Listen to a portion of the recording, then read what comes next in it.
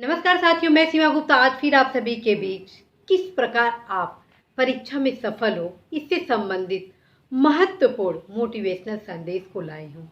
और आज का जो संदेश है वह यह है कि पढ़ाई करते वक्त हम अपने डीप फोकस को कैसे बढ़ाएं। जी हाँ साथियों, आज का जो विषय है वह विषय है कि पढ़ाई करते वक्त हम कैसे अपने पढ़ाई के स्तर को डीप फोकस में कन्वर्ट करें और जो डिस्ट्रक्शन और जो निगेटिव माइंड है उससे कैसे बाहर आए।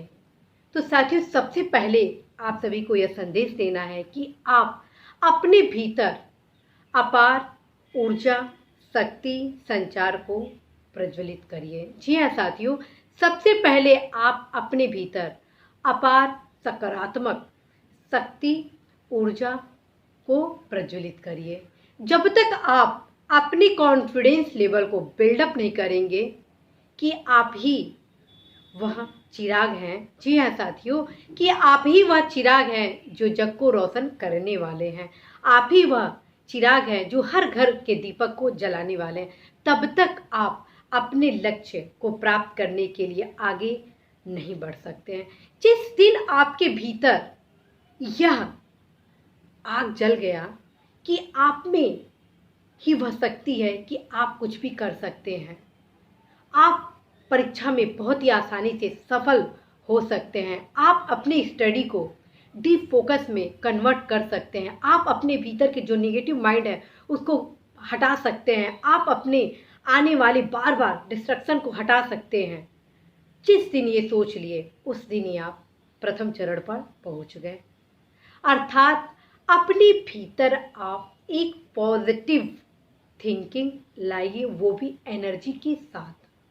कई लोग हमको यह कहते हैं कि मैडम आपको समय कैसे मिल जाता है, इतने कम समय में आप विभिन्न क्षेत्रों में बेहतर कार्य कर रही हैं। तो मैं उन्हें यही कहती हूँ कि जब दृढ़ इच्छा शक्ति प्रबल हो, जी हाँ साथियों, जब दृढ़ इच्छा शक्ति प्रबल हो तो असंभव कुछ भी नहीं है। आप अपने 1 मिनट को 100 मिनट में कन्वर्ट कर सकते हैं, बस अपने दृढ़ इच्छा शक्ति के साथ। यदि आप डीप स्टडी करना चाहते हैं तो पहले तो आप कॉन्फिडेंस होइए कि आपसे बेहतर कोई नहीं है। आप अवश्य ही डीप स्टडी कर सकते हैं। इस क्लास में मैं आप सभी को 3 चीज़ बताऊंगी। डीप स्टडी कैसे करें, डिस्ट्रक्शन को कैसे हटाएं, दूसरा निगेटिव माइंड को कैसे हटाएं। तो पहले डीप स्टडी कैसे करें। पहले आप फुली कॉन्फिडेंस हो जाइए कि आप जब पढ़ाई करेंगे उस दौरान मैं टोटली अपने स्टडी पर ही फोकस करूँगा। और उस दौरान आप कुछ अपने टिप्स को भी अपना सकते हैं। जब स्टडी करने जाए तो वहीं पर सीधे लिख दीजिए, किसी पेज पे लिख दीजिए कि जो समय व्यर्थ करता है समय उसको व्यर्थ कर देता है, जो समय व्यर्थ करता है समय उसको व्यर्थ करता है, समय उसको नष्ट करता है।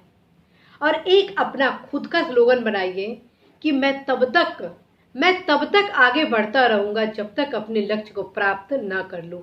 मैं तब तक आगे बढ़ता रहूँगा जब तक अपने लक्ष्य को प्राप्त न कर लूँ। लेकिन साथ में ऐसे ही मुझे आगे नहीं बढ़ना है, बल्कि उस रास्ते में मुझे बार बार रुक कर देखना है कि जिस राह पे मैं चल रहा हूँ वो मेरा राह तो सही है। ऐसा तो नहीं कि मैं अपने राह पर चलने के लिए कुछ गलत विषय सामग्री पढ़कर अपने समय को व्यर्थ कर रहा हूँ, अपने राह को कठिन बना रहा हूँ। इस प्रकार यदि आप स्लोगन को अपने स्टडी टेबल के पास लगाते हैं तो अवश्य आप डीप फोकस स्टडी कर सकते हैं। आप निश्चित रूप से दिग्भ्रमित नहीं होंगे। और साथ में बीच बीच में आप हर 1 घंटे पर या तो पानी पी लीजिए या जूस पी लीजिए, दूध पी लीजिए। इन सभी के माध्यम से आप अवश्य अपने एनर्जी लेवल को बूस्टअप करते हैं और जो आपका डीप स्टडी फोकस होता है वह बराबर आपका बना रहता है। साथियों, आप विश्वास नहीं करेंगे कि जब मैं सिविल सर्विस की प्रिपरेशन करती थी उस दौरान मुझे खाने पीने पहनने ओढ़ने का कोई मतलब नहीं रहता था। बस और बस मैं पढ़ती रहती थी, यह सोचती रहती थी कि मुझे प्रत्येक दशा में अपने लक्ष्य को प्राप्त करना ही करना है। और आप विश्वास नहीं करेंगे, उस दौरान पहली बार समीक्षा अधिकारी का वैकेंसी आया था 10 साल बाद। अर्थात पहली बार हम लोगों के पीरियड में समीक्षा अधिकारी का पद आया था। मात्र 13 पद था। मैं कभी सोची भी नहीं थी कि मैं उस 13 पद में अपने बैच की टॉपर होंगी। जी हाँ साथियों, मैं कभी सोची भी नहीं थी कि उस 13 पद में मैं अपने बैच में सबसे ऊंचे स्थान पर रहूंगी। लेकिन इसके बावजूद मैं अपने परिश्रम में किसी भी प्रकार की कमी नहीं की, यह सोचकर कि मुझे तो बस एक पद प्राप्त करना है और यदि मैं अपना संपूर्ण परिश्रम दे दूं तो अवश्य मैं एक पद प्राप्त कर लूंगी। उस दौरान जब मैं तैयारी कर रही थी तो मैं यह बिल्कुल नहीं सोची थी, सपना भी नहीं देखी थी कि मैं इतने उच्च सीनियरिटी में स्थान प्राप्त कर लूंगी। लेकिन मैं अपना संपूर्ण परिश्रम दी थी, मैं अपनी तैयारी को पूर्ण परिपक्वता आधार दी थी, किसी भी प्रकार की कमी मैं अपनी तैयारी में नहीं की थी और टोटल डीप फोकस स्टडी को कन्वर्ट की थी, जिसका परिणाम रहा कि मैं प्रदेश के सर्वोच्च संस्था उत्तर प्रदेश शासन में समीक्षा अधिकारी पद प्राप्त की। और बहुत ही हर्ष का विषय है कि आज मैं अपने पद पर बहुत ही संतुष्ट हूँ, बहुत ही प्रसन्न हूँ। यहाँ का जो वर्क एथिक्स है इज टू गुड, मतलब मैं आपको एक्सप्लेन नहीं कर सकती हूँ कि मैं बहुत ही संतुष्ट हूँ। आपको मैं ये बताना चाहती हूँ कि आप जिस भी लक्ष्य को प्राप्त करना चाहते हैं, हो सकता है कि आप इंजीनियर बनना चाह रहे हो सकता है कि आप डॉक्टर बनना चाह रहे हो सकता है कि आप आईएएस बनना चाह रहे हो सकता है कि आप उद्योगपति बनना चाह रहे हो सकता है कि आप कोई और परीक्षा में पास होना चाहते हैं। लेकिन सफलता तब होता है जब आप अपने सपने को साकार करें। मेरा सपना था कि मैं एक ऐसा पद प्राप्त करूं कि मेरी गर्व गरिमा बढ़े, साथ में मैं अपने समाज को कुछ दे सकूं, मैं अपने व्यवहारिक कार्य से लोगों के घरों में दीपक को प्रज्वलित कर सकूं। टोटल चीज मुझे इस प्रदेश के सर्वोच्च संस्था उत्तर प्रदेश शासन में प्राप्त हुआ, इसलिए मैं बहुत ही संतुष्ट हूँ।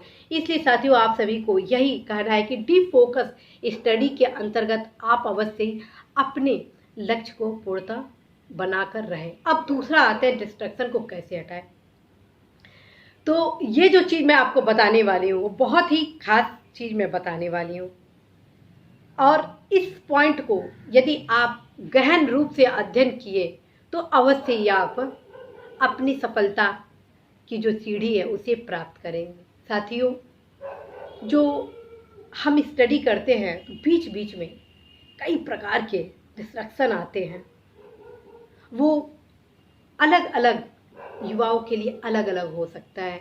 कई युवा आर्थिक रूप से कमज़ोर होते हैं तो वह बीच बीच में अपने आर्थिक परिस्थितियों को देखते हुए चिंतित हो जाते हैं कि अब मैं क्या करूँगा, क्या ऐसा तो नहीं कि मेरी आर्थिक असंपन्नता के कारण मेरी पढ़ाई रुक जाए। तो वो वहाँ पर निराश हो जाते हैं, हताश हो जाते हैं। तो दूसरी तरफ कई हमारे युवा होते हैं जो इस धुन में रहते हैं कि मुझे प्रत्येक दशा में इसी परीक्षा में पास होना, नहीं तो मैं कुछ कर लूँगा। इस प्रकार के डिस्ट्रैक्शन आते हैं। फिर दूसरी तरफ कई हमारे युवा साथी अपने इस पीरियड में प्यार मोहब्बत के माया मोह में पढ़कर अपनी पढ़ाई को नज़रअंदाज करके अपने समय को व्यर्थ करते। मैं ये नहीं कह रही हूँ कि आप प्यार मोहब्बत ना करें, बिल्कुल आप करें, क्योंकि ये जीवन का बहुत ही अनमोल पल होता है और इसे अवश्य ही करना भी चाहिए क्योंकि जीवन का यह एक अंग है। लेकिन यदि आप पढ़ाई कर रहे हैं तो अवश्य ही अपनी पढ़ाई को आप फोकस करें, क्योंकि यही आपके प्यार को पाने के लिए महत्वपूर्ण आयाम बनेगा। जब तक आप सफल नहीं होंगे तब तक आप इस क्षेत्र में सफल नहीं हो सकते हैं।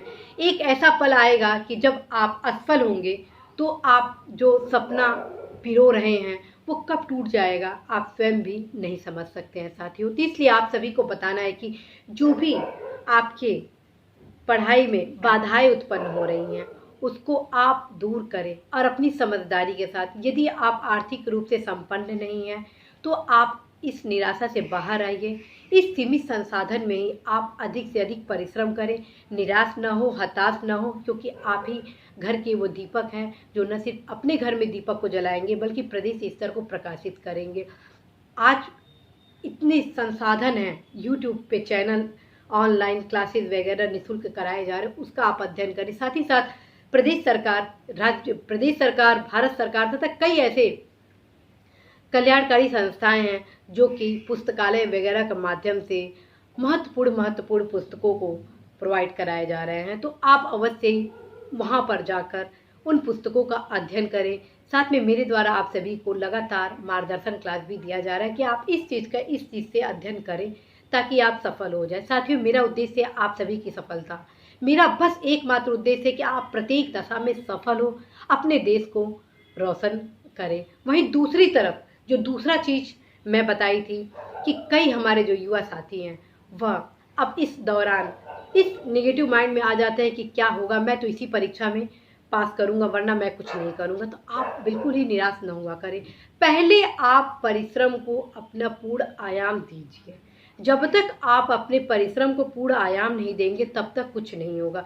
निगेटिव सोचेंगे कि नहीं मैं कुछ नहीं कर पाऊंगा, अगर इस परीक्षा में कुछ नहीं होगा तो फिर मैं कुछ और कर लूंगा, तो ये फिजूल का सोचने का आपके पास समय बिल्कुल नहीं होना चाहिए। आप टोटल अपना समय आप अपने पढ़ाई पे दीजिए। तीसरा जो महत्वपूर्ण है, जो आज के युवा में देखा जा रहा है कि वो पढ़ाई को जब करने स्टार्ट करते हैं, खास तौर पर कंपटीशन की, तो उस दौरान वह कुछ प्यार मोहब्बत के उसमें आकर अपने समय को काफ़ी व्यर्थ करते हैं। तो उन सभी युवाओं को यह कहना है कि यदि आप पढ़ाई कर रहे हैं तो आपका मेन मोटो पढ़ाई होना चाहिए।